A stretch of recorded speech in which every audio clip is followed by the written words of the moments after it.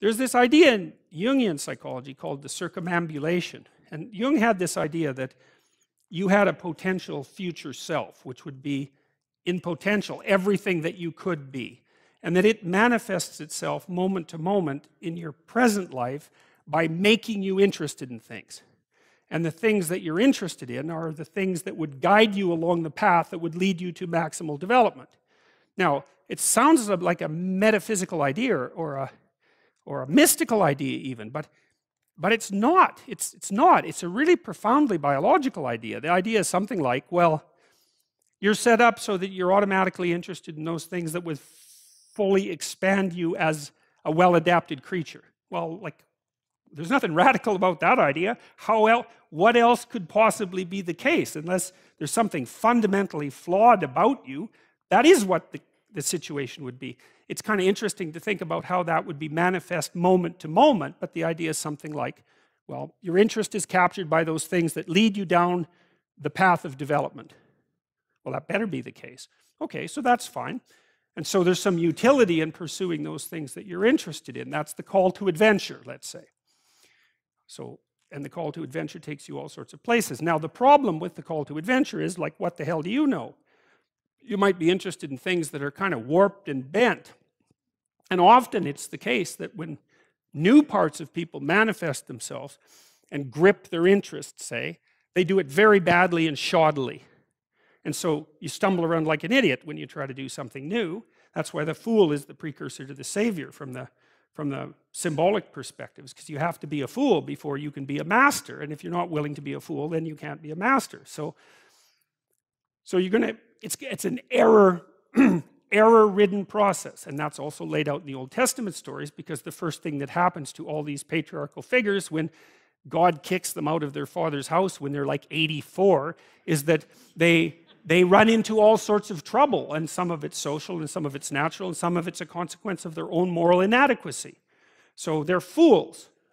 But the thing that's so interesting is that despite the fact that they're fools, they're still supposed to go on the adventure, and that they're capable of learning enough as a consequence of moving forward on the adventure so that they straighten themselves out across time.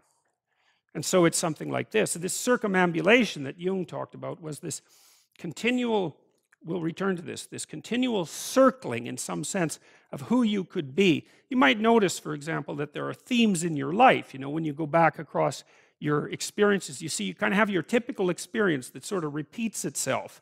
And there might be variation on it, like a musical theme, but it's like you're circling yourself and getting closer to yourself as you move across time. That's the circumambulation. Now, you remember that for a sec, because we'll go back to it. Okay, so imagine that something glimmers before you. It's an interest that's dawning, and you decide, well, first of all, you're paralyzed. You think, well, how do I know if I should pursue that? It's probably a stupid idea. And the proper response to that is, you're right, it probably is a stupid idea, because almost all ideas are stupid.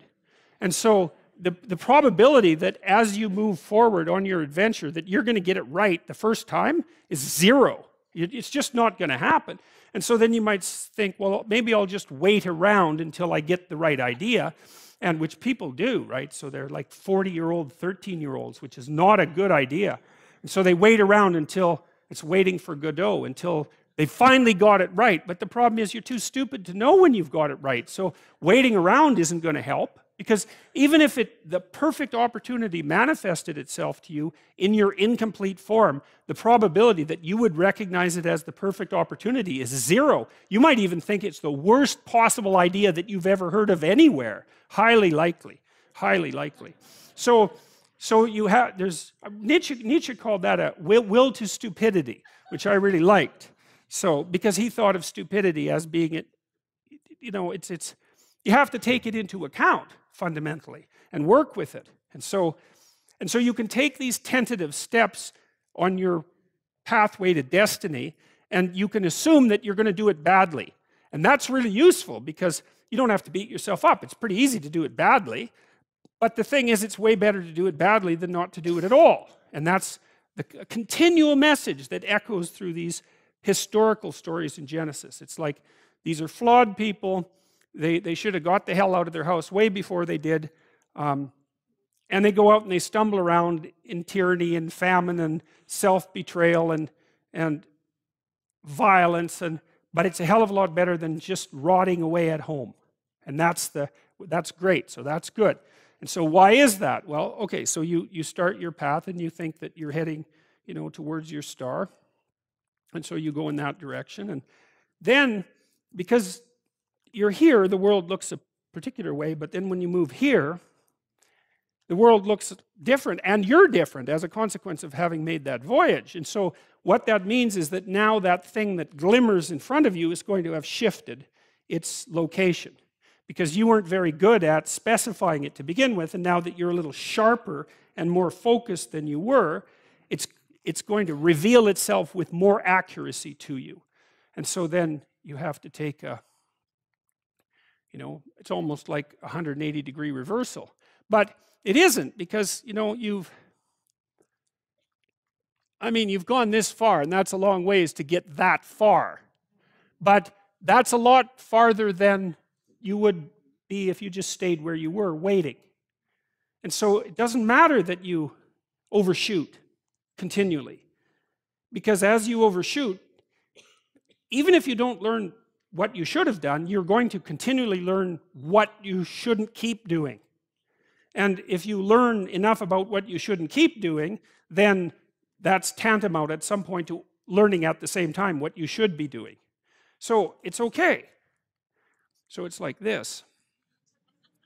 Now, what's cool about it, though, I think, is that as you progress, the degree of overshooting starts to decline, right? And that we know that there's nothing hypothetical about that. As you learn a new skill, like even to play a song on the piano, for example, you overshoot madly. You're making all sorts of mistakes to begin with, and then the mistakes,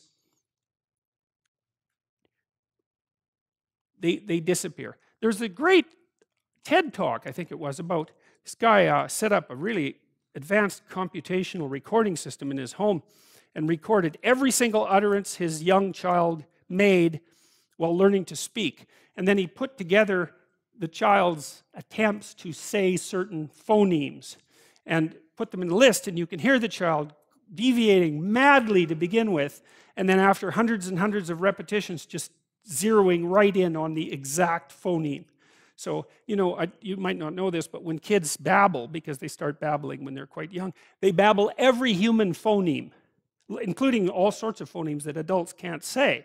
And then they die into their language, so that after they learn, say, English, then there's all sorts of phonemes they can no longer hear or pronounce. But to begin with, it's all there, which is really quite interesting. But so as they learn a particular language, they zero in on the proper way to pronounce that, and their errors minimize. And every time you learn something, that's how it is. And that's really useful to know, too, because it means that it's okay to wander around stupidly before you fix your destination.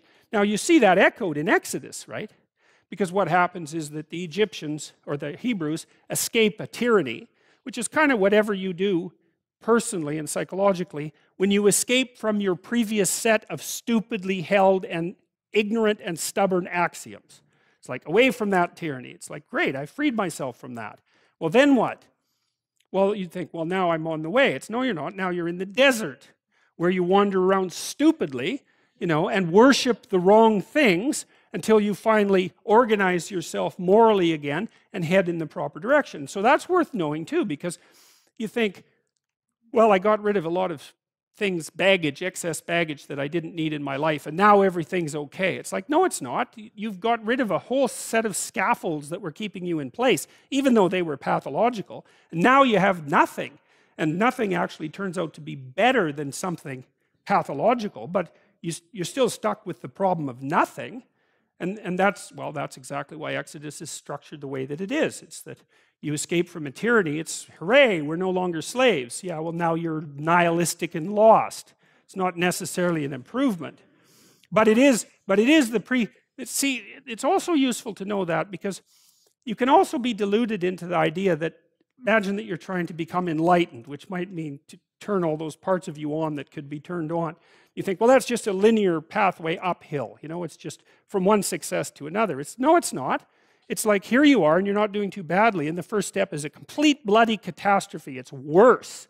and then maybe you can pull yourself together and you hit a new plateau, and then that crumbles and shakes, and bang, it's worse again. And so, because part of the reason that people don't become enlightened is because it's punctuated by intermittent deserts, essentially, by intermittent catastrophes.